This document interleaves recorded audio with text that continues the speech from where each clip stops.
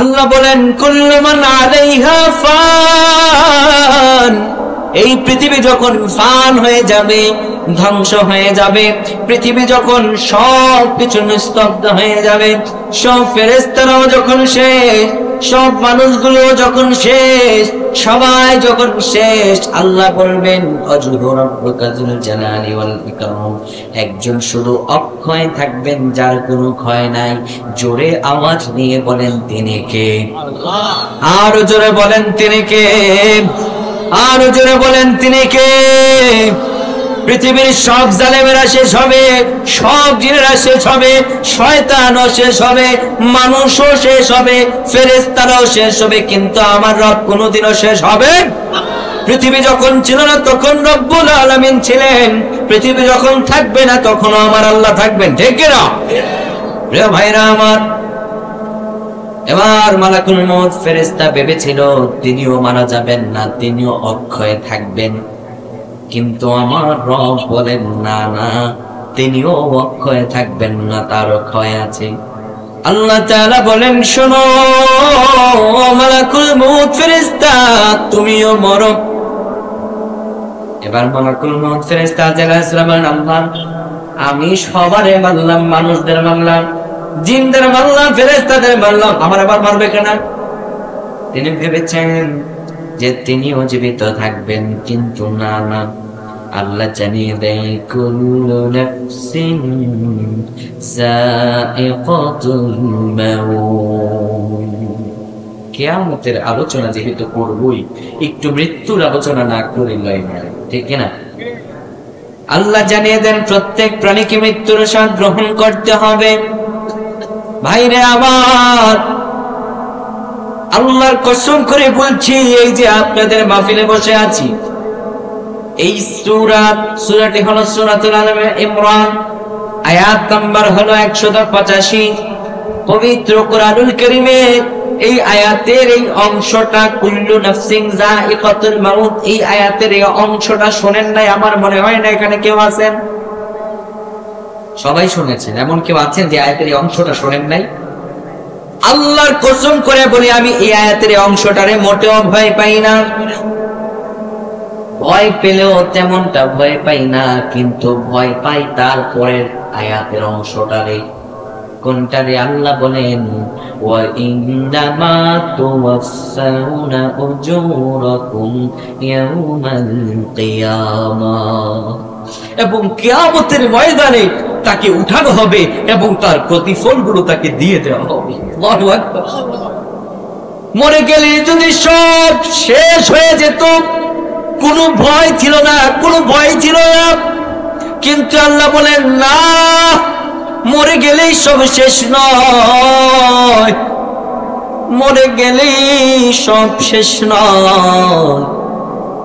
ভাইরে, কিয়ামতের ময়দানে প্রতিফলগুলো যখন দেবে, মানুষগুলো নিজের সব প্রতিফলগুলো ডিসপ্লেতে কিয়ামতের ময়দানে দেখবে। সব ডিসপ্লে গুলো দেখার পরে মানুষগুলো নিজের অপকর্ম দেখবে। বাবার অপরাধ ছেলে জানে না, ছেলের অপরাধ বাবা জানে না, নেতার অপরাধ কর্মীরা জানে না, কর্মীদের অপরাধ নেতা জানে না। রাতের অন্ধকারে কি পাপ করেছি দুনিয়ার মানুষ দেখে না, এটা কেউ জানে না, কিন্তু কিয়ামতের ময়দানে যখন পাপগুলো ডিসপ্লে করে দেওয়া হবে, মানুষগুলো পাপগুলো দেখার পরে বলবে রব্বুল আলামিন, আল্লাহ এই পাপ আমি জীবন করি নাই, আমি অন্যায় করি নাই, আমি অপরাধ করি নাই, আল্লাহ এই পাপের কাছে আমি কোনোদিনও যাই নাই। এমন ভাবে বলবে, এমন ভাবে বলবে, দেখবেন একটা ছোট্ট বাচ্চা যদি মাদ্রাসায় দিয়ে আসেন, কিন্তু ছেলেটা ঠিক মতো পড়াশোনা করে না, ছোট্ট মানুষ যখন মাদ্রাসায় দিয়ে মাদ্রাসা থেকে বের হয়ে যায়, ছেলেটা যেভাবে ফোপায়া ফোপায়া কান্না করে করে বলে, মা আমি থাকবো না, মাদ্রাসায় আমি থাকবো না, এইভাবে কিয়ামতের ময়দানে মানুষগুলো বলবে আল্লাহ আমি অপরাধ করি নাই, অপরাধ করি নাই। চিল্লায়া বলবে আল্লাহ অপরাধ আমি করি নাই, আল্লাহ বলবেন অপরাধ করো নাই। আল্লাহ এবার কি করবেন জানেন? যখন এই কথা বলবে আল্লাহ বলবেন আল ইয়াউমা নাখতিমু আলা আফওয়াহিহিম ওয়া তুকাল্লিমুনা আইদিহিম ওয়া তাশহাদু আরজুলুহুম বিমা কানু ইয়াকসিবুন। আল্লাহ মানুষের মুখটা বন্ধ করে দিবে, এই মুখ দিয়ে আর কোনো কথা হবে না। ও তুকাল্লিমুনা আইদিহিম, এই হাতগুলো দিয়ে মুখ বের হয়ে যাবে, এই হাতগুলো আল্লাহর সঙ্গে কথা বলবে। কি করেছেন, কার গাছের ফল খেয়েছেন, কার গাছ থেকে আম পেরেছেন, গম পেরেছেন, কোন মানুষের নামে মিথ্যা অপবাদ দিয়েছেন, কোন মানুষের নামে মিথ্যা সাক্ষ্য দিয়েছেন, কার জমি কিভাবে দখল করেছেন, হজ করে এসে হাজী সাহেব জমির মধ্যে নিজের জমি কাটতে কাটতে কার জমির আইল কেটেছেন। কিয়ামতের ময়দানে আঙ্গুলগুলো আল্লাহর সঙ্গে কথা বলবে, হাত আল্লাহর সঙ্গে সাক্ষ্য দিবে। ওয়াতাশহাদু আরজুলুহুম, এই পাগুলো আল্লাহর কাছে সাক্ষ্য দেবে।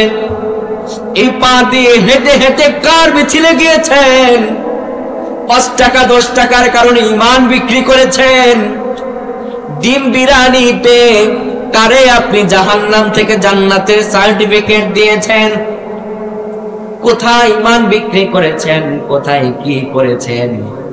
সেদিন কিয়ামতের ময়দানে এই পাগুলো, হাতগুলো, কানগুলো, চোখগুলো, নাকগুলো, মুখের সব অংশ বিশেষ, শরীরের যা কিছু আছে, আর জুলুহুম বিমা কানু ইয়াকসিবুন, সব কিছু আল্লাহর কাছে বলে দিবে। আল্লাহু আকবার, সব কিছু বলে দিবে। সেদিন পালানোর কোনো রাস্তা নাই। যুবকেরা যারা এই হাত দিয়ে বিয়ের আগে কোন পরনারীর সঙ্গে চ্যাটিং আর ফিটিং এ ব্যস্ত ছিল, রাতের গভীরে তোমার অপরাধ তোমার মা দেখে নাই, তোমার অপরাধ তোমার বাবা দেখে নাই। এই হাত দিয়ে যদি মাস কিংবা যত পাপাচার করো না কেন, কিয়ামতের ময়দানে হাতগুলো তোমার সব পাপগুলো আল্লাহর কাছে বলে দিবে। সেদিন পার পাওয়া যাবে না, সেদিন পার পাওয়া যাবে না। আল্লাহ বললেন ইন্নামা তুওয়াফাউনা উজুরাকুম ইয়াওমাল কিয়ামাত, কিয়ামতের ময়দানে মানুষের প্রতিফল দিয়ে দেওয়া হবে। এই প্রতিফল পাওয়ার পরে ফামান যুহজিহা আনিন নার ওয়া উদখিলাল জান্নাতা ফাকাদ ফাজ, এই প্রতিফলগুলো পাওয়ার পরে যে তার কৃতকর্মের প্রতিফল আমলগুলো দিয়ে ফামান যুহজিহা আনিন নার, জাহান্নামের আগুন থেকে নিজেরে বাঁচিয়ে ও উদখিলাল জান্নাতা, জান্নাতে প্রবেশ করাতে পারবে, আমার আল্লাহ বলেন ফাকাদ ফাজ, সেই সফল, সেই সফল, সেই সফল। এছাড়া সব বিফল। পৃথিবীর বুকে 10 তলা বিল্ডিং না করতে পারলে আমরা তারে সফল মনে করি না, অঢেল টাকা না থাকতে পারলে তারে সফল মনে করি না, নির্বাচনে দাঁড়িয়ে চেয়ারম্যান, মেম্বার, এমপি পাস না করলে আমরা বড় মনে করি না, সফল মনে করি না। কিন্তু আল্লাহ বললেন না না, এটা সফলতা নয়, সফলতা তো কিয়ামতের ময়দানে কৃতকর্মের প্রতিফল পাওয়ার পরে, কৃতকর্মের প্রতিফল দিয়ে যে নিজের জাহান্নাম থেকে বাঁচিয়ে জান্নাতে পদার্পণ করাতে পারবে, সেই সফল, সে ছাড়া দুনিয়ার সব বিফল। এবার আয়াতের শেষে একটা টুইস্ট আছে। আল্লাহ আমাদের আবার রিমাইন্ডিং দিয়ে দেন। আল্লাহ বলেন নরমাল হায়াতুদ দুনিয়া ইল্লা মাতাউল গুরুর, পার্থিব জীবন তো কেবল ধোঁকার সামগ্রী। এই দুনিয়াতে যা দেখো, যা তুমি পর্যবেক্ষণ করো, 2 চোখে তুমি যাই দেখো তাই ধোঁকা, ধোঁকা বই আর অন্য কিছু নয়, ঠিক কিনা? আজকে স্ত্রীর ভালোবাসা, স্বামীর ভালোবাসা, স্ত্রীর ভালোবাসা, মা বাবার ভালোবাসা, যাই বলেন না কেন, 2টা চোখ যদি বন্ধ হয়ে যায় আপনাকে আর কেউ ভালোবাসবে না। একটা উদাহরণ দিলে বুঝবেন ভালো। ওমাল হায়াতুদ দুনিয়া ইল্লা মাতাউল গুরুর, পার্থিব জীবন তো কেবল ধোঁকার সামগ্রী, এবং সব পৃথিবীর সবকিছুই যে ধোঁকা সেটা আপনাদের উদাহরণ দিয়ে বোঝায়। বুড়া আর বুড়ি, বুড়া আর বুড়ির কোনো সন্তান হয় নাই। হঠাৎ করে শেষ বয়সে এসে বুড়া অসুস্থ হয়ে গেল। অসুস্থ হয়ে যাওয়ার পরে এবার বুড়ি আর বুড়াকে নিয়ে ডাক্তারের কাছে গিয়েছে। গিয়ে বলতেছে, ডাক্তার সাহেব, আমার স্বামী আমার নিকট বড়ই দামি, একটু ভালো করে চেক আপ করেন তাড়াতাড়ি, কি যেন ব্যথা বলে তার নাড়ি ভুড়ি, একটু ভালো করে চেক আপ করে দেখেন অবস্থা আছে কি তার। এবার ডাক্তার ভালোভাবে চেক আপ করে বলে, মা এ আর বাঁচবেন, এরে বাড়ি নিয়ে যান, বাড়ি নিয়ে যাওয়ার পরে যা খেতে চায় ভালো মন্দ তা খাওয়ান, এর মনে হয় না আর বাঁচানো সম্ভব হবে। এবার বুড়ি বুড়াকে বাড়ি নিয়ে আসছে, নিয়ে আসার পরে শোয়া দিয়েছে মাটিতে, পাশে বসে বসে বলতেছে, আহা গো প্রাণের স্বামী, তুমি আমার নিকট বড়ই দামি, তোমার এই কষ্ট, তোমার এই অসুস্থতা আমার আর সহ্য হচ্ছে না, ডাক্তার বলেছে তুমি আর বাঁচবে না।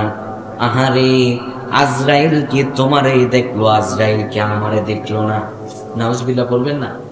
বলে ফেলে না, ভালোবাসার তীব্র টানে আমাদের মা বোনের এই কথা বলে ফেলে না, স্বামী স্ত্রীকে বলে ফেলে না, ওগো প্রাণের স্বামী, তোমার জন্য জীবন দিতে পারি, তোমার জন্য মরতে পারি, বাঁচতে পারি, ও আমার প্রিয় তোমার জন্য সব তালাক, বলে না এগুলো? না কক্সবাজারের মানুষেরা এগুলো বলে না? আমি তো জানি এখনকার পোলাপান যা প্রমটা বিয়ের আগেই তার গার্লফ্রেন্ডকে বলে, তোমাকে ছাড়া আমি বাঁচবই না, বলে না নাকি? তোমার জন্য আমি আমার পরিবার সবকিছু ত্যাগ করতে পারি। কিন্তু এই কথা বলা যে শিরক, আপনি কি জানেন সেটা? যে স্ত্রীকে কখনো প্রণয়ের ক্ষেত্রে গিয়ে বলে ফেলা যে তোমাকে ছাড়া বাঁচবো না, তোমার জন্যই বাঁচবো, তোমার জন্যই মরবো, এই কথা বলা যে শিরক, আয়াতের একটা সাংঘর্ষিক কথা আপনি বলছেন। আপনি না কুরবানি আসলে পড়েন, ইন্না সালাতি ওয়া নুসুকি ওয়া মাহইয়ায়া ওয়া মামাতি লিল্লাহি রাব্বিল আলামিন। আপনি না পড়েন, আল্লাহ নিশ্চয় আমার সালাত, নিশ্চয় আমার কুরবানি, ওয়া মাহইয়ায়া ওয়া মামাত, নিশ্চয় আমার জীবন, নিশ্চয় আমার মরণ, সব কিছু একজনের জন্য, তিনি কে? আর জোরে বলেন, তিনি কে? আল্লাহর জন্য যদি আপনার জীবন, আপনার মরণ হয়, তাহলে কেমন করে বলেন প্রিয় তোমার স্ত্রী তোমারে ছাড়া বাঁচব না? তার মানে এই কথা বলা যাবে? ভালোবাসার ক্ষেত্রে তারে পানপট্টি দিতেই পারেন, তার মানে এত পান দিবেন না যেটা আপনার কথার সাথে ইমানের সাংঘর্ষিক হয়ে যায়। তো বুড়ি বুড়ার পাশে বসে বসে বলতেছে, আহা গো প্রাণের স্বামী, আজরাইল তোমারই দেখলো, আজরাইল কে আর আমারে দেখলো না, এত তোমার কষ্ট আমি কিন্তু সহ্য করতে পারতেছি না। বুড়া আবার পালতে হচ্ছে ষাঁড়, পাগলাটে ষাঁড়। বুড়া অসুস্থ হয়ে যাওয়ার পরে 4 দিন ধরে ষাঁড়ের পেটে কোনো খাবার নাই। ষাঁড় যদিও অবলা প্রাণী হয়, কিন্তু সে তো জানে মালিক অনেক সময় ঘাস এনে খাওয়ায়, সন্ধ্যা হলে পরে মটকা থেকে ভুসি এনে খাওয়ায়। মটকা চেনেন আপনারা? মটকা, যে মটকায় ভুসি থাকে। তো ষাঁড় বেচারা ক্ষুধার যন্ত্রণায়, অবলা প্রাণী হলেও এতদিন সহ্য করছে কোনো মতে, এবার ষাঁড় বেচারা কয় না, আর কোনো মতেই সহ্য করা যাবে না। ষাঁড় এবার দড়ি মড়ি ছিঁড়ে একদম মাথা ঢুকাই দিছে আপনার মটকার ভেতরে। মাথা ঢুকাইছে যখন মটকার ভেতরে, এবার সব ভুসি টুসি খেয়ে সাবার করে ফেলছে। ক্ষুধার তীব্র যন্ত্রণায় শিংমিং কোন দিক দিয়ে ঢুকাইছে তো ঢুকাইছে। এবার খাওয়ার পরে বেচারা ষাঁড় আর তো মটকা থেকে মাথাটা খুলতে পারে না, মাথা তো আর মটকা থেকে বের হয় না। এবার ষাঁড় বেচারা দেখতেছে অন্ধকার, মটকা আবার এত ভিতরে, একদম মটকা টটকা সহ একদম উপরে উঠছে, উঠছে তো উঠছে, কিচ্ছু দেখতে পারতেছে না। একদম গোয়াল ঘর ভেঙে টেঙে, একদম গোয়াল ঘর ভেঙে ছুটছে। ওইদিকে বুড়ি বুড়ার পাশে বসে বসে বলতেছে, আহাগো আজরাইল তোমারই দেখলো, আমারে দেখলো না। হঠাৎ করে কথা বলতেছে যখন বাইরে থেকে তুফানের আওয়াজ হচ্ছে, তখন বুড়ি ভাবলো ব্যাপারটা কি, বাইরে কি তুফান শুরু হয়ে গেল নাকি?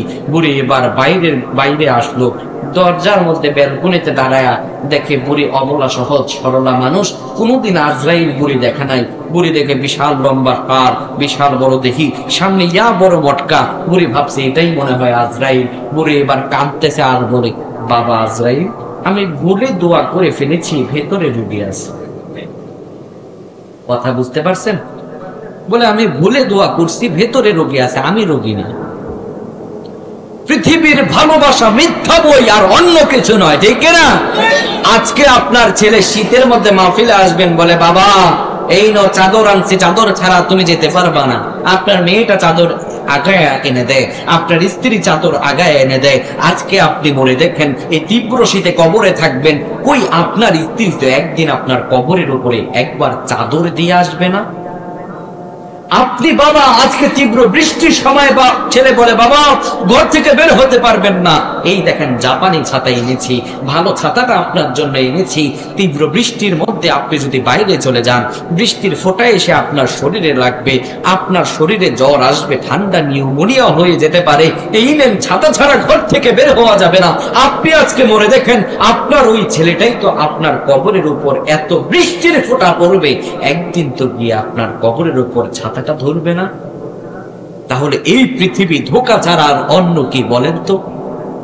পৃথিবী ধোঁকায় ধোঁকায় ধোঁকায় বলি চিকাপুরি। পানিকে আপনি যতই ধরতে যাবেন, এই পানি আপনার সঙ্গে প্রতারণা করবে। ঠিক তত অনুযায়ী আপনি যদি এই দুনিয়াকে ধরতে চান, ধরতে ধরতে কবরে চলে যাবেন, কিন্তু দুনিয়াকে ধরা কারো পক্ষে সম্ভবপর নয়। প্রিয় ভাইরা আমার, মূল আলোচনায় ফিরে যাচ্ছি। হযরত মালাকুল মউত যখন আল্লাহ রাব্বুল আলামিনকে বলবে আল্লাহ বলবেন, আল্লাহকে বলবে আল্লাহ আপনি ছাড়া আর কেউ নাই। আল্লাহ শেষবার বলবেন আখবিরনি মাইয়া বকা, আসলে কি তুমি ছাড়া আর আমার কেউ নাই? এবার হযরত মালাকুল মউত ফেরেশতা বলবে হ্যাঁ আল্লাহ এটা সত্য। রব্বুল আলামিন এবার বলবেন তুইও মরে যা, তোর রূহটা বের হয়ে যাক। নিজের হাতে নিজের রূহটা কবজ করে হযরত মালাকুল মউত ফেরেশতা জান্নাত আর জাহান্নামের মাঝখানে অজ্ঞান হয়ে রূহটা কবজ করে অজ্ঞান হয়ে পড়ে যাবে। শেষ নিস্তব্ধতা বিরাজ করবে, তখন কোন আওয়াজ না, পিনপিত নীরবতা। আল্লাহ সেই দিন চিৎকার মেরে মেরে বলবেন কোথায় আজকে পৃথিবীর ফেরাউনেরা, কোথায় আজকে জালেম শাসকেরা, যা একটু ক্ষমতা পেয়ে মনে করেছে দুনিয়াটা তার, কোথায় আজকে জালেমেরা? আল্লাহ বিকট আওয়াজ দিয়ে সেই দিন ডাক দিবেন, কিন্তু সেই দিন আমার রব আল্লাহ ছাড়া কেউ থাকবে না, কেউ থাকবে না। আল্লাহ ওয়াহিদুল কাহ্হার হয়ে যাব, ভয়ঙ্কর রূপ চলে আসবে। এবার আল্লাহ রাব্বুল আলামিন সর্বপ্রথম যার মধ্যে রূহ সঞ্চার করবেন তিনি আর কেউ নয়, তিনি হলেন হযরতে মিকাইল আলাইহিস সালাম। হযরত মিকাইলকে বলেন তো দেখি, এতক্ষণ আলোচনা থেকে কি শিখলেন? যে নিঃসিংহায় ফুৎকার দিয়েছেন নাকি? ফুৎকার দিলেন কয়টা? বাকি আছে কয়টা? আল্লাহ রাব্বুল আলামিন যখন হযরত মিকাইল আলাইহিস সালামের রূহ দেবেন, তার মধ্যে আবার সংস্থাপন করবেন। মিকাইল আলাইহিস সালাম রূহ পাওয়ার পরে আল্লাহ রাব্বুল আলামিন বলবেন ও মিকাইল, এবার তুমি সিংহার মধ্যে ফুৎকার দাও। এবার কয় নাম্বার ফুৎকার দিবে? 3 নাম্বার ফুৎকার দেওয়ার পরে আল্লাহ রাব্বুল আলামিন কিয়ামতের ময়দানে সব মানুষগুলোকে জীবন দান করবেন। ওই যে পৃথিবীর বুকে সর্বপ্রথম যে মানুষটি মারা গিয়েছিল তার নাম কি? বলেন তো দেখি।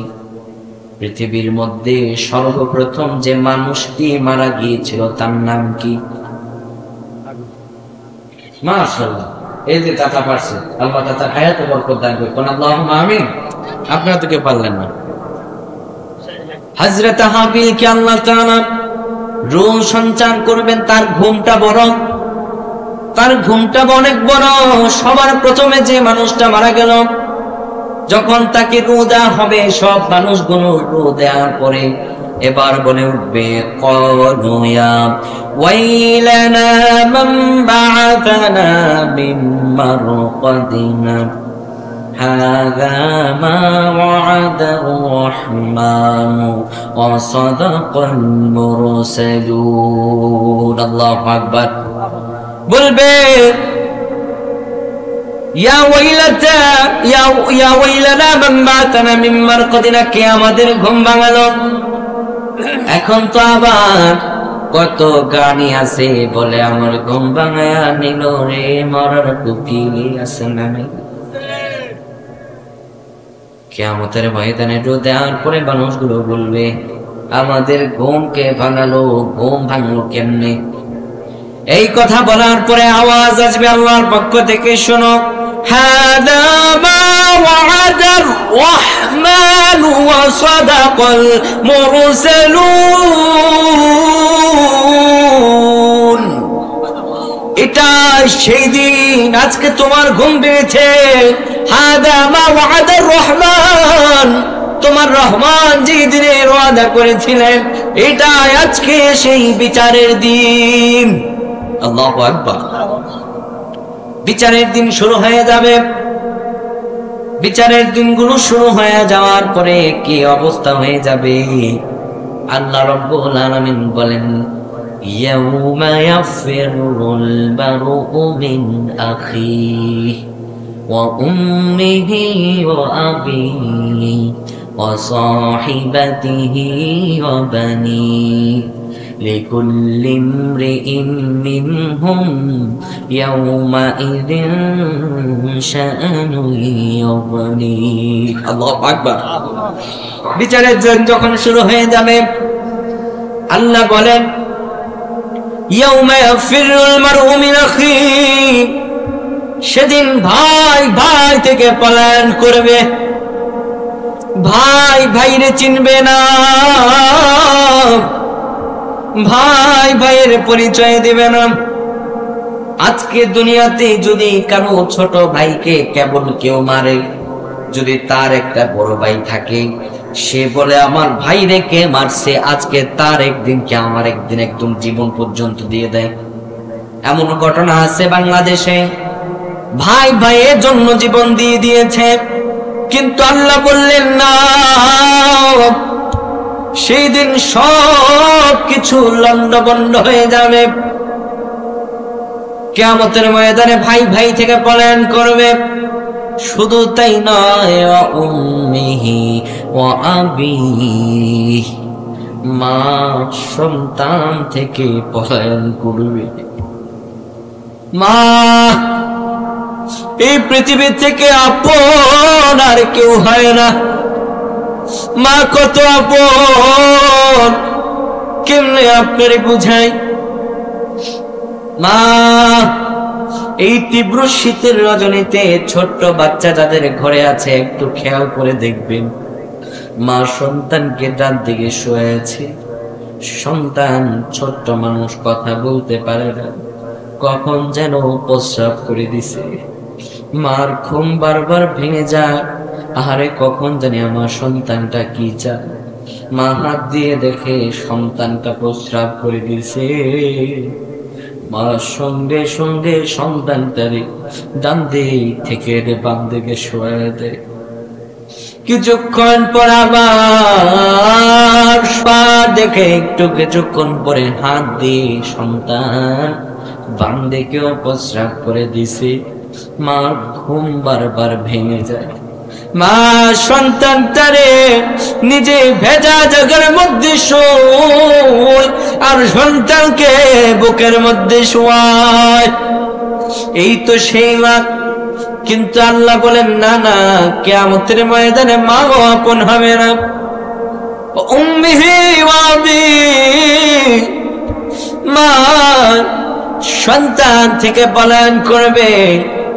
মা খেতে বসেছে, সব পরিবারের সব মানুষদের খাওয়ানোর পরে মা এবার লোকমাটা যখন মুখের মধ্যে তুলবে, ছোট্ট বাচ্চা হঠাৎ করে কে করে কান্নার আওয়াজ করে মা খাবারটারে পর্যন্ত রেখে দিয়ে কলিজার টুকরা সন্তানটার মুখে দুধ দেয়। এই তো মা, এই তো মা।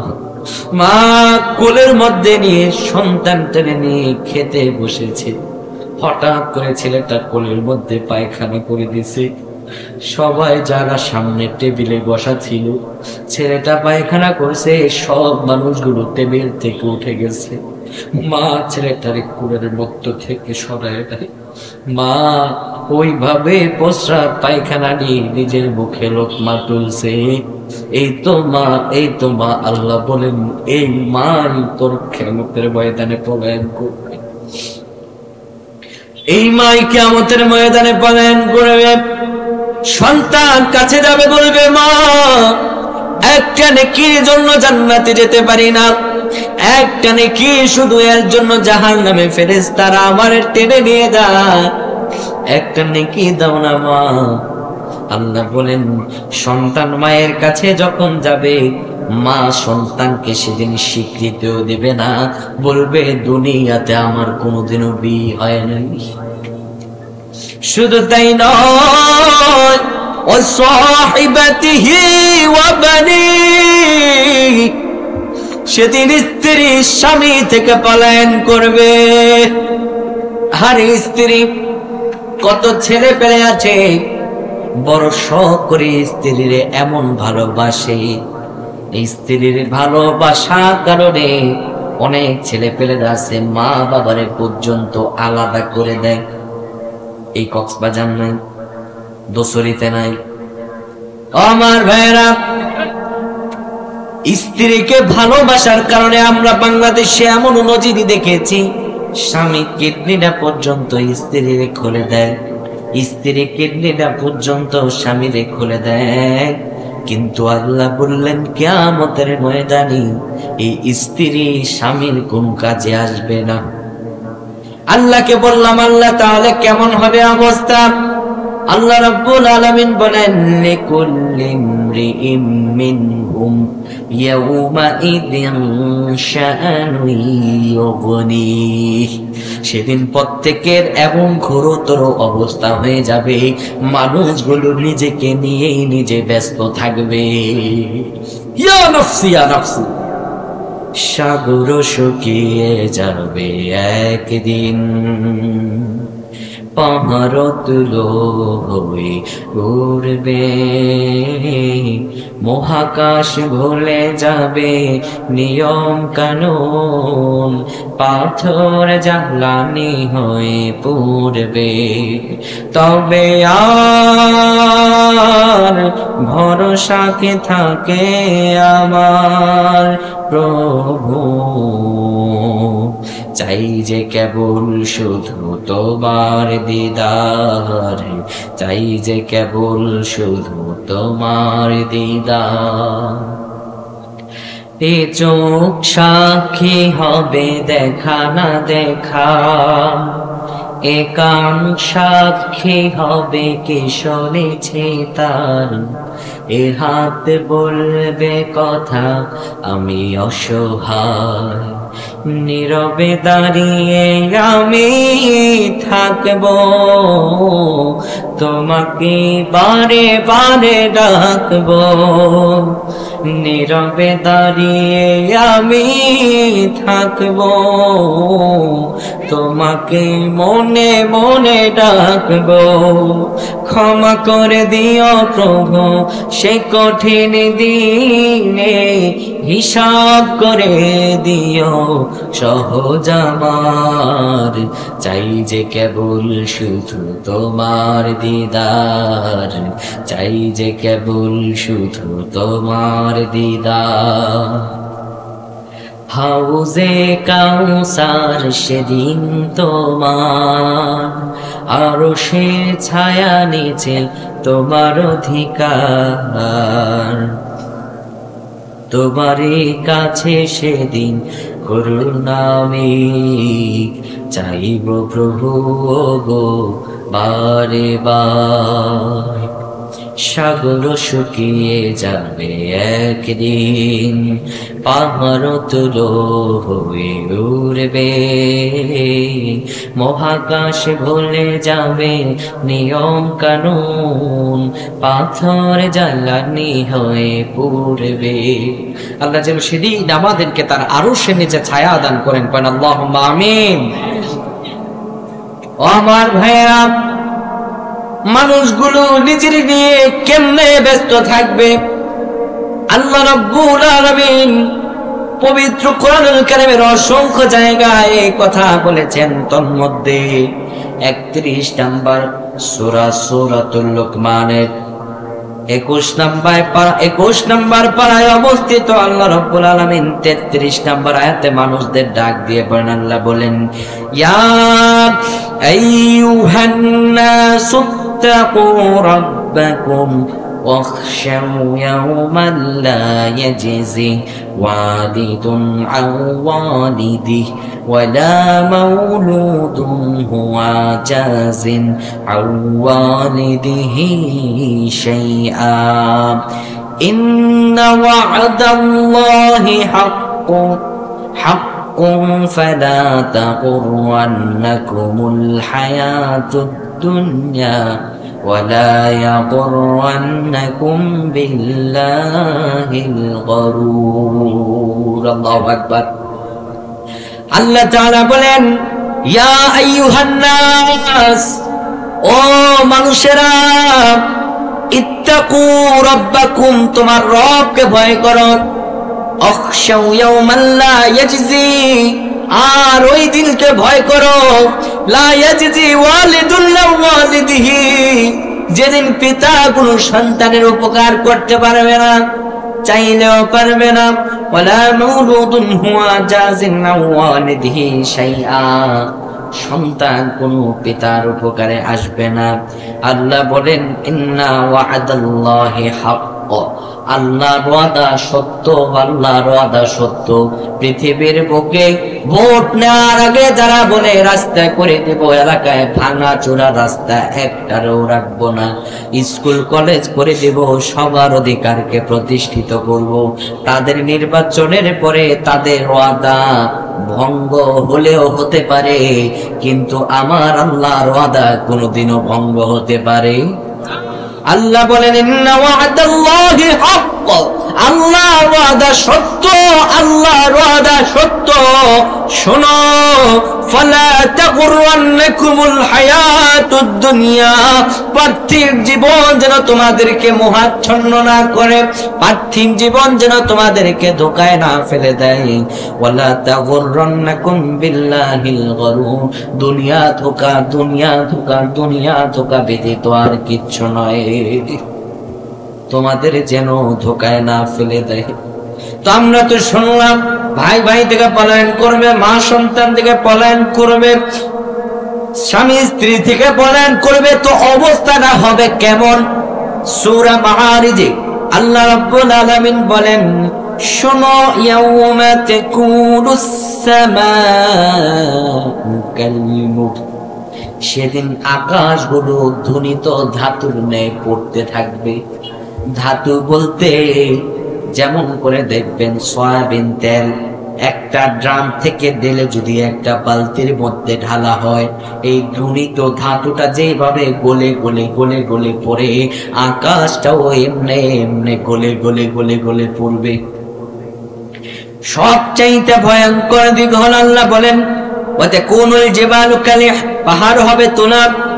শোনো, আরো সবচাইতে ভয়ঙ্কর কিয়ামতের ময়দানে যে বিষয়টা দাঁড়িয়ে যাবে, 10 নম্বরে আল্লাহ বলেন, ওয়ালা ইয়াসআলু হামিমুন হামিমা, সেদিন কিয়ামতের ময়দানে অন্তরঙ্গ বন্ধু অন্তরঙ্গ বন্ধুর পরিচয় দিবে না। আর আজকে বন্ধু বন্ধুর জন্য জীবন দিয়ে দেয়, আল্লাহ বললেন অন্তরঙ্গ বন্ধুর পরিচয় দিবে না। তারা কি করবে? ইউবাসসিরুনহুম ইয়াওয়াদ্দুল মুজরিমু লাউ ইফতাদি মিন আযাবি ইয়াওমাইযিন বিবানিহি, সেদিন সবচাইতে ভয়ঙ্কর কথা হলো এটা, সেদিন তারা ইউবাসসিরুনহুম ইয়াওয়াদ্দুল মুজরিমু লাউ ইফতাদি মিন আযাবি ইয়াউমাইযিন বিবানি। জাহান্নামীরা কিয়ামতের ময়দান থেকে জাহান্নামটা দেখতে পাবে। জাহান্নামটা দেখার পরে আল্লাহ রাব্বুল আলামিনকে ডেকে বলবে, মাবুদ এই জাহান্নামের আগুন সহ্য করতে পারবো না, বিবানি ইয়া আল্লাহ এই দেখেন আমার সন্তানটা এখানে, আমারে বাদ দিয়ে বিবানি বিনিময় নিয়ে যান, আমার ছেলেটারে বিনিময় হিসাবে নিয়ে যান। স্বামী বলবে, আল্লাহ আমার স্ত্রীটারে আমার বিনিময় হিসাবে নিয়ে যান, তাও যাব না, জাহান্নামের আগুন সহ্য করতে পারবো না। মানুষগুলো চিৎকার মেরে মেরে মেরে মেরে কিয়ামতের ময়দানে আল্লাহরে বলবে, আল্লাহ আযাব সহ্য করার ক্ষমতা নাই, বিবানি আজকে বিনিময় নেন, আজকে বিনিময় নেন। সেদিন বিনিময় আল্লাহ গ্রহণ করবে না। কারে আপনি আপন ভাবেন, কিয়ামতের ময়দানে এক তো পরিচয় দেবে না, 2 নম্বরে আল্লাহর কাছে আপনার বিনিময় হিসাবে দিতে চাইবে। কারে আপন ভাবেন, কেউ তো আপন না। আরে আমার মানুষগুলো কিয়ামতের ময়দানে পাগল পারা হয়ে যাবে, কঠিনতম অবস্থা হয়ে যাবে। রাসূলুল্লাহ সাল্লাল্লাহু আলাইহি ওয়াসাল্লাম কিয়ামতের কঠিন বর্ণনা দিয়েছেন। নবীজি আমার বলেন, ইউহশারুন নাসু ইয়াউমাল কিয়ামাতি হুফাতান উরাকাতান গুরলাম কুলতু ইয়া রাসূলুল্লাহির রিজালু ওয়ান নিসাউ জামিআ। রাসূলুল্লাহ সাল্লাল্লাহু আলাইহি ওয়াসাল্লাম বলেন, কিয়ামতের ময়দানে মানুষগুলোকে নগ্ন অবস্থায় ওঠানো হবে, কোনো কাপড় থাকবে না, শরীরের মধ্যে কোনো কাপড় নাই, কোনো কিচ্ছু থাকবে না, কঠিন অবস্থা হয়ে যাবে। কিয়ামতের ময়দানে বাঁচার কোনো রাস্তা নাই, কঠিন অবস্থা হয়ে যাবে। রাসূলুল্লাহ আরো বলেন, শোনো, রাসূলুল্লাহ অপর এক হাদিসে বলেন, কিয়ামতের ময়দানে মানুষগুলো দাঁড়ানোর পরে তুদনা শামসু ইয়াউমাল কিয়ামাতি তুদনা শামসু ইয়াউমাল কিয়ামাতি মিনাল খালকি হাত্তা তাকুনু মিনহুম কাবিকদারি মিলিন ফাতাকুনুন নাসু আলা কদরিহি। মানুষগুলো কিয়ামতের ময়দানে দাঁড়ানোর পরে আজকে সূর্যটা কত দূরে, সেই সূর্যটা মানুষের মাথার কাছে চলে আসবে, মানুষের মগজগুলো টকবক করে উতলাতে থাকবে। রাসূলুল্লাহ বলেন, মানুষের মগজগুলো টকবকে উতলায়া উতলায়া শরীর থেকে মানুষের ঘামগুলো বেয়ে বেয়ে পড়তে থাকবে, প্রত্যেকটা লোম কুশবে যখন ঘাম পড়তে থাকবে। রাসূলুল্লাহ বলেন, ফাতাকুনুন নাসু আলা কদরি আমালিহিম ফিল আরাক। কারো কারো পাপের কারণে 3 ইঞ্চি পরিমাণ ঘামের মধ্যে ডুবে যাবে, পায়ের নিচে 3 ইঞ্চি পরিমাণ হবে। এবং কারো কারো ফামিনহুম মাইয়াকুনু ইলা কাবাহি ওয়া মিনহুম মাইয়াকুনু ইলা রুকবাতিহি ওয়া মিনহুম মাইয়াকুনু ইলা হাকওয়াইহি ওয়া মিনহুম মাইয়ুলজিমুল আরাক। রাসূলুল্লাহ বলেন, কিয়ামতের ময়দানে কারো কারো পাপের কারণে হাঁটুর মধ্যে ঘাম চলে আসবে, কারো কারো পাপের কারণে বুক পর্যন্ত ঘাম চলে আসবে, কারো কারো পাপের কারণে মুখের চোয়াল পর্যন্ত ঘাম চলে আসবে। কেউ কেউ আবার ঘামের মধ্যে নিজের ঘামে নিজে সাঁতার কাটতে থাকবে। কিয়ামতের ময়দানে বাঁচার মতো কোনো রাস্তা নাই। যা আমল দুনিয়াতে করবেন, কিয়ামতে সেই আমলের বিনিময় ইন্নামা তুওয়াফাউনা উজুরাকুম ইয়াওমাল কিয়ামাহ। কিয়ামতের ময়দানে সেই আমলের বিনিময় পাবেন, সেই আমলের বিনিময়টাই পাবেন। রাসূলুল্লাহ সাল্লাল্লাহু আলাইহি ওয়াসাল্লাম বসা আছেন, রাসূলুল্লাহর সামনে সাহাবায়ে কেরামরা। রাসূলুল্লাহ সাহাবীদেরকে একটি প্রশ্ন করলেন, বললেন, ও সাহাবীরা, আতাদরুনা মাল মুফলিস? রাসূলুল্লাহ বললেন, সাহাবীরা আমার একটা প্রশ্নের উত্তর দাও। সাহাবীরা বলল, ইয়া রাসূলুল্লাহ কি সেই প্রশ্ন? রাসূলুল্লাহ বললেন, আতাদরুনা মাল মুফলিসু? বলো তো দরিদ্রকে, বলো তো অভাবীকে, বলো একদম দরিদ্র ব্যক্তিকে, একদম নিঃস্ব অভাবী ব্যক্তিকে। এবার সাহাবীরা বলল, আমাদেরকে যদি প্রশ্ন করা হয়, চাচাকে এবং ছোট্ট কিংবা বাচ্চাকে কিংবা যুবক ভাইকে যদি প্রশ্ন করা হয়, বলো তো গরিবকে, বলো তো ফকিরকে, বলো তো মিসকিনকে, দেখবেন এক কথাই বলবে যে গরিব সে হলো টাকা নাই যার, ফুলুস নাই যার, বাড়ি নাই যার, সে গরিব। সাহাবীরাও বলল একই কথা। কি বলল? কারুল মুফলিসু ফিনা ইয়া রাসূলুল্লাহ সাল্লাল্লাহু আলাইহি সাল্লাম, ইয়া রাসূলুল্লাহ, অভাবী বলতে গরিব বলতে আমরা তো তারে বুঝি কারে মাল্লা দিরহামা লাহু ওয়ালা মাতাআ, যার দিরহাম নাই, যার বাড়ি নাই, যার কিচ্ছু নাই। অকল রাসূলুল্লাহ সাল্লাল্লাহু আলাইহি সাল্লাম, রাসূলুল্লাহ বললেন না, মুফলিস সে না, সে আসল মুফলিস নয়, সে আসল অভাবী নয়। আসল অভাবী কারা জানো? যার দিরহাম নাই, যার বাড়ি নাই, যার ঘর নাই, যার টাকা নাই, সে আসল অভাবী নয়। আসল অভাবী হলো সে। রাসূলুল্লাহ সাল্লাল্লাহু আলাইহি সাল্লাম বলেন, আল মুফলিসু মিন উম্মতি মান ইয়াতি ইয়াউমাল কিয়ামাতি বিসসালাতিহি ওয়া সিয়ামিহি ওয়া যাকাতিহি। মুফলিস, দরিদ্র, অভাবী, নিঃস্ব, গরিব হলো সে যে কিয়ামতের ময়দানে সালাত নিয়ে যাবে, সিয়াম নিয়ে যাবে, যাকাত নিয়ে যাবে, নামাজ নিয়ে যাবে, রোজা নিয়ে যাবে, যাকাত নিয়ে যাবে, সে হলো গরিব।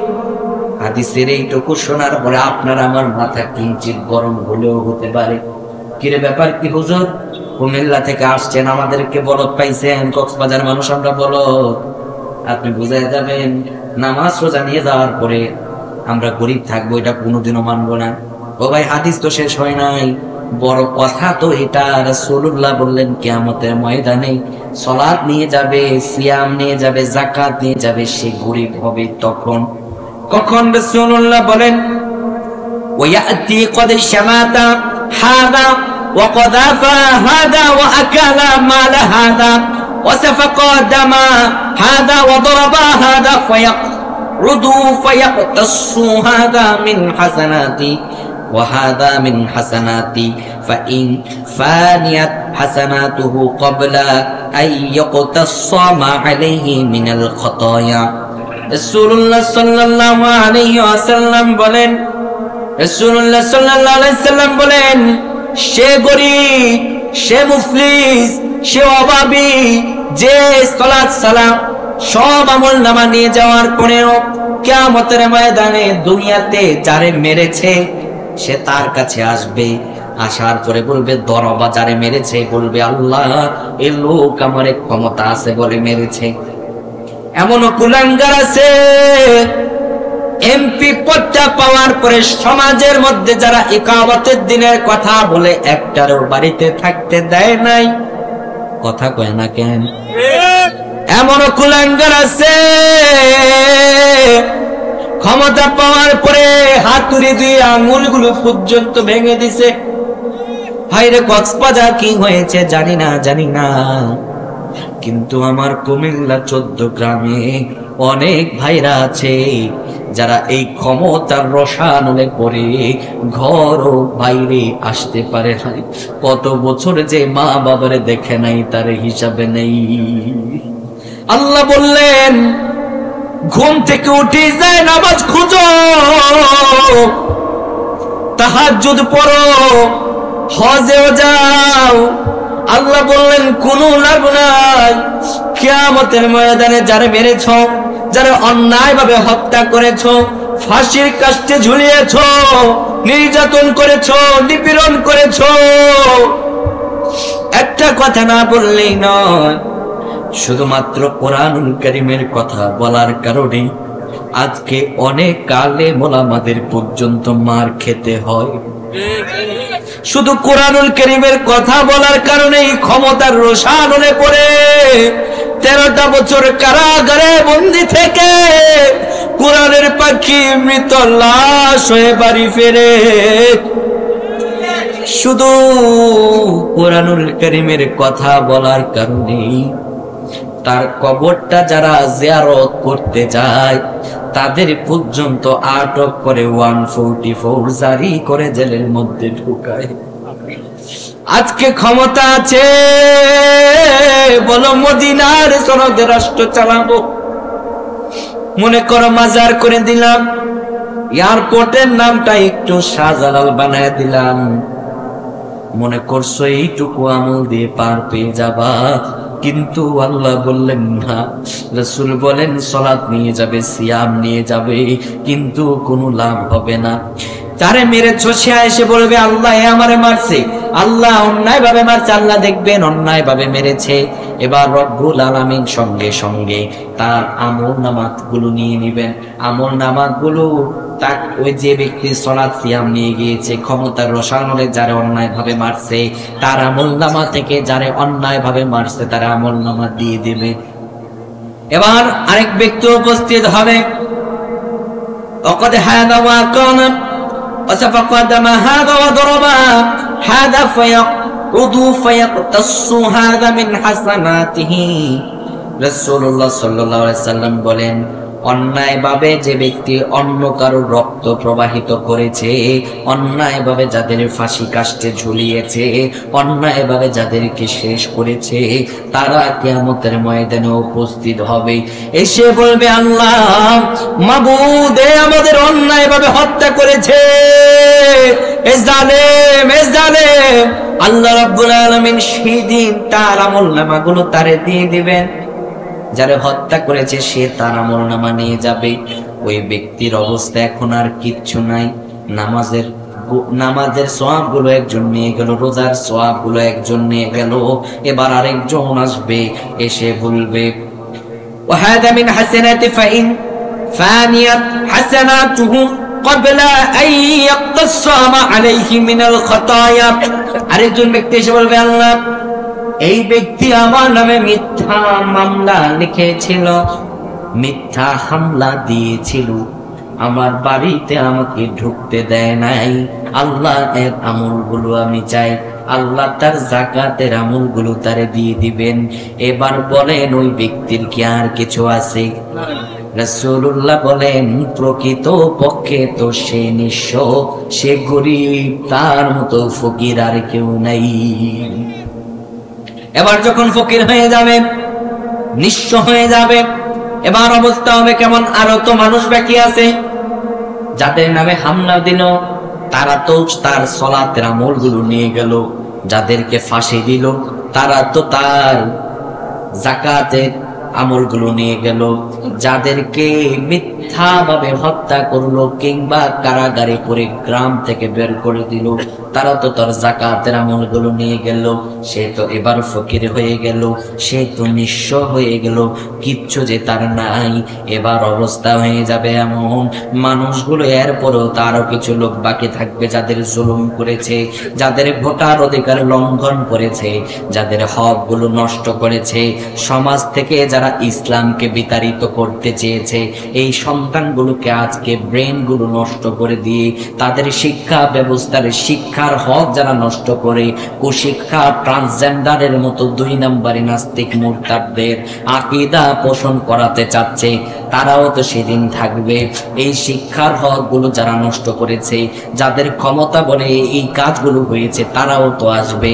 এবার অবস্থা কেমন হবে? রাসূলুল্লাহ বলেন মা আলাইহা মিন খাতায়া আখিদা মিন খাতায়াহুম ফাতুরিহা আলাইহি সুম্মা তুরিহা ফিন্নার। তারা আসবে, এবার তো তার দেওয়ার মতো কিছুই নাই, সালাতের আমলও নাই, সিয়ামের আমলও নাই, যাকাতের আমলও নাই।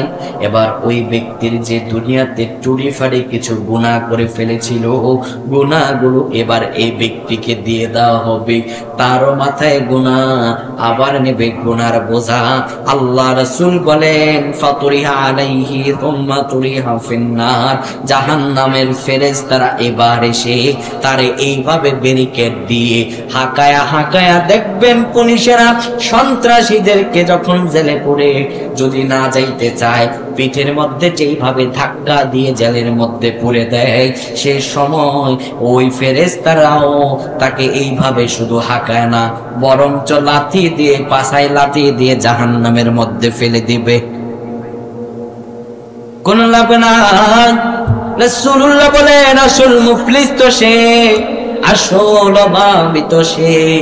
পরিশেষে বলি, এখনো সময় আছে, সোজা হন, সোজা হন, সোজা হন, নতুবা এমন অবস্থা হবে কিয়ামতের ময়দানে কিন্তু পলায়ন করা যাবে। কিয়ামতের ময়দানে কিন্তু ভাই নাই, কিয়ামতের ময়দানে কিন্তু ক্ষমতা নাই, কিয়ামতের ময়দানে কিন্তু প্রতিপত্তি নাই। সেদিন দল বল যা আছে, আজকে তো ভাই কিয়ামতেরটা দূরেই থাক। সামান্যতম দুঃখের কথা বলি, আগে যারা ক্ষমতায় ছিল, কোনো মতে ক্ষমতা যাদের পাল্টায় অন্য কারো হাতে গেছে, খোঁজ নিয়ে দেখেন গ্রাম ছাড়া হয়ে গিয়েছে। কথা কয় না কা? সাতকানিয়ার ইতিহাস মনে আপনারা শোনেন নাই? কথা কয় না, শোনেন না আপনারা কেউ?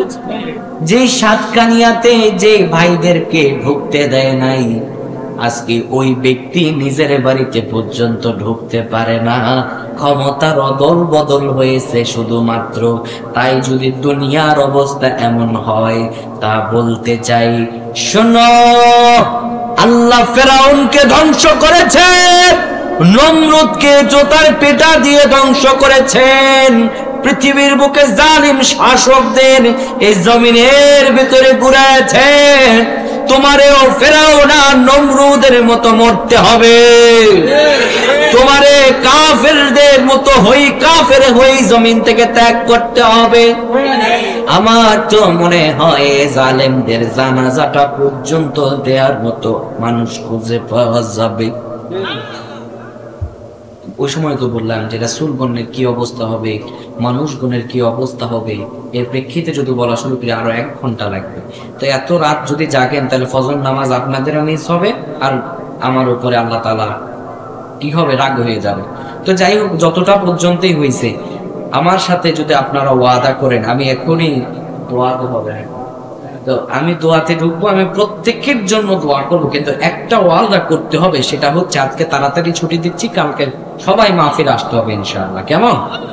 এবং শুধু তাই নয়, যেটা সবচাইতে বড় ওয়াদা আপনারা আমাকে দেবেন, সেই ওয়াদাটা হচ্ছে আজকে যে আপনাদেরকে আমি সাইদুল ইসলাম মাসুদ 11টা পর্যন্ত জায়গায় রাখছি। কেউ হয়তো বা 9টায় ঘুমায় যান, কেউ হয়তো বা 10টায় ঘুমায় যান।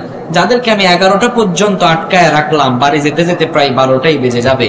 তো যাদের আমি এতক্ষণ পর্যন্ত আটকায় রাখলাম, তারা যদি ফজর নামাজ কাজা করে ঘুমান, আল্লাহর কাছে আমার জবাব দিতে হবে। তো এখানে যারা আছেন সবাই হাত তোলেন, হাত তোলেন, একটা মানুষও হাত বন্ধ রাখবেন। আমি সবার জন্য দোয়া করবো, একদম সবার জন্য, মাইকবেন ভাই থেকে শুরু করি, আপনাদের জন্য, সবার জন্য দোয়া করবো। কিন্তু ওয়াদা দেন আজকে ফজর নামাজ পড়বেন ইনশাআল্লাহ। না, ওই মক্কায় যখন গেছি তখন আমার বলতেছে, ভাই এই মক্কার মানুষেরা শুধুমাত্র ইনশাল্লাহ ইনশাল্লাহ বলে, তো বলে কালকে টাকা দিব, বলে ইনশাল্লাহ কালকে টাকা দিব। ইনশাল্লাহ মানে হচ্ছে আল্লাহ যদি চান। তো কালকে টাকা নিতে আসছি, বলে যে ভাই টাকা কই, বলছি ইনশাল্লাহ তো বলছি, মানে আল্লাহ যদি চান, আল্লাহ চায় না দেখে দিইনি। কারণ আপনারাও তো বলবেন যে আল্লাহ চায় না দেখে ফজর নামাজ পড়িনি, এই কথা না, বলেন ওয়াদা দিচ্ছি হুজুর, বলেন ওয়াদা।